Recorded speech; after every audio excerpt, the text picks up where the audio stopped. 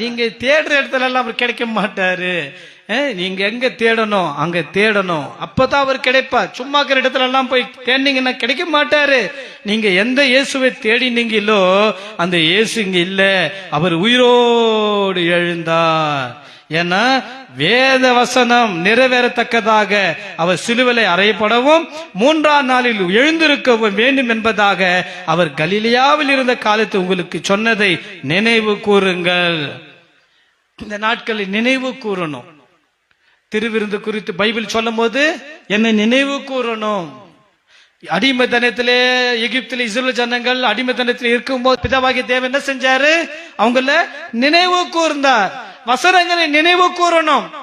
வசனங்களை மறக்க கூடாது. அப்பப்போ மறக்கிறதுனால தான் மசூதி கிட்ட போய் நின்றுக்கிறோம். வசனத்தை மறந்துட்டோம்.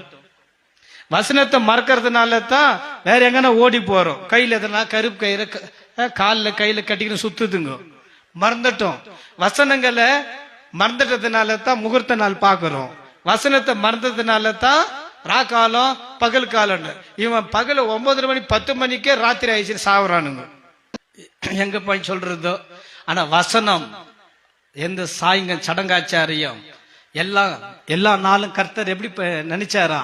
நல்லது நல்லது தான் நினைச்சாரா? எது மாத்திரம் நல்லது இல்லைன்னு சொன்னாரு? எது மாத்திரம் நல்லது இல்ல?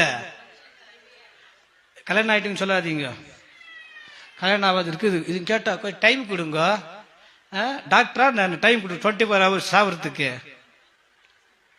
நீ வாழறதுக்காகத்தான் பேசுறது. ஓகே, எல்லா நாளும் படைச்சு மொத்த 7 நாட்கள் எல்லா நாளும் நல்லது நல்லது எல்லாம் படைச்ச அண்ட சராசங்களும் எல்லாத்தையும் நல்லது நல்லதுன்னு கண்டு மனுஷனை பார்த்தாரு. தான் படைத்த ஆதாம பார்த்துட்டு, ஆதாமே நீ தனிமையா இருப்பது நல்லது இல்லப்பா. அப்பா மனசது, நீ தனிமையா இருக்கிறது நல்லது இல்ல, உனக்கு ஏற்ற ஒரு துணை நான் தரேன்ப்பா. அவரு உனக்கு தருவாரு. நீயே போயிட்டு ஏவலெல்லாம் தேன்னு கூட. ஏவலை தேன்னா பிசாசு ஏவல் விட்டுருவான் அவன் மேல. புரியுதுங்களா? அதன் பிறகு ஃபீலிங்ஸ்லயே இருக்க கூடாது. ஃபீலிங்ஸ்லயே இருந்துட்டீங்கன்னா அதெல்லாம் ரொம்ப பிரச்சனை நடந்து போயிடுவீங்க. எல்லாத்தையும் மிதிச்சு மேல வரணும், நிக்கணும், மிதிச்சு நிக்கணும். ஏசப்பா சித்தத்துக்கு ஒப்பு கொடுக்கணும். புரியுதுங்களா?